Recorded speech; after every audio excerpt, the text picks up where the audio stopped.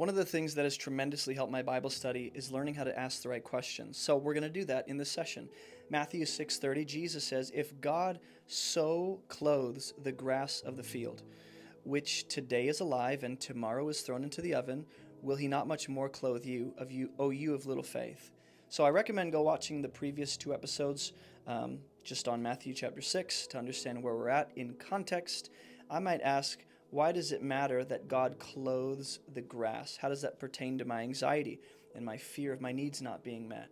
Why is it that particularly the grass is said to be alive and tomorrow is thrown into the oven? What does it mean that the grass is thrown into the oven?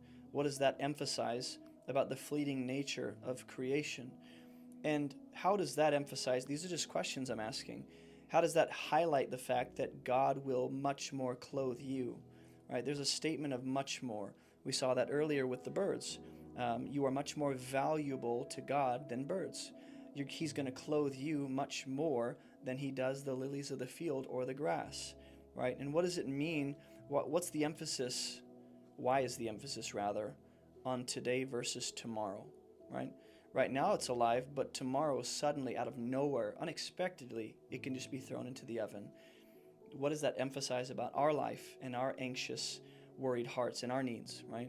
Oh, you of little faith. How does faith relate to these things? Therefore, don't be anxious, saying, "What shall we eat?" Now, the question I have is, what does it mean to be anxious in this context? For Jesus, as he's saying this, what does it mean to be anxious?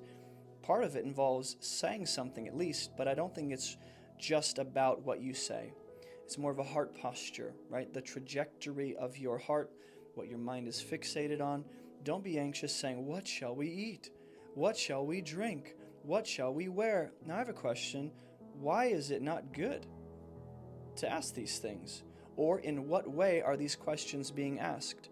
Shouldn't I concern myself with my needs enough to do something about them and be, plan and be faithful and provide for my family? Shouldn't I at least anticipate the coming needs and do something about them?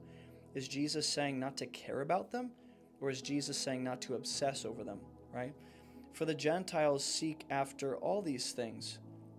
If I'm new to the Bible, I might say, what are Gentiles? Non-Jewish people, right? Why do I need to know, as an anxious person in the first century, that the Gentiles are seeking after all these things? And your Heavenly Father knows that you need them all, right? Why does that help me to know that I have a Father who knows what I need? All of these things, right? Why is that helpful for me? What is the difference between someone that knows their Father